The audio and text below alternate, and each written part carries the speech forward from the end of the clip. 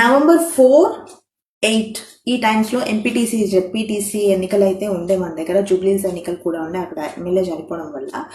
So దానికి stay అయితే వచ్చింది. రీజన్ వచ్చేసి యాక్చువల్లీ సుప్రీంకోర్టు స్టే ఇచ్చింది. ఏమని 42% బీసీ రిజర్వేషన్ సీట్స్ అనేవి కావాలని అడిగారు. దాని గురించి స్టే ఇచ్చింది.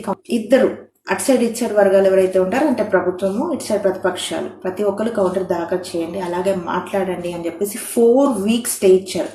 స్టే అంటే లిటరలీ మనకు GO9కి స్టే ఇచ్చారు అని అంటే లిటరలీ ఎలక్షన్కి కూడా స్టే పడ్డట్టే. సో చల్లబడ్డారు మొత్తం తెలంగాణలో. నేను కూడా ఆతృతతో వెయిట్ చేస్తుంది ఎలక్షన్స్లో ఏమవుతుంది, ఎంతమంది జెడ్పీటీసీలు పోతారు, ఎంతమంది వస్తారు. ఎందుకంటే 200s 500s అలా చేంజ్ అయ్యేది ఉండే. కానీ ఏం జరుగుతుందో చూద్దాం. యాక్చువల్గా కొంచెం కొలికి వచ్చిన తర్వాత ఎలక్షన్స్ కండక్ట్ చేస్తారేమో. Let's see what happens. అలాగే 24 hour అప్డేట్స్ నా నుంచి అయితే మీకు అందుతాయి. ఖచ్చితంగా 2 రీళ్ళు అయితే నా టైంలో ఖచ్చితంగా చేస్తాను. మీరు మాత్రం లైక్ కొట్టండి. అలాగే వరల్డ్ న్యూస్ కూడా చాలా వరకు గ్యాదర్ చేసి చెప్తాను. మీరు మాత్రం లైక్ కొట్టండి, అలాగే ఫాలో చేయండి.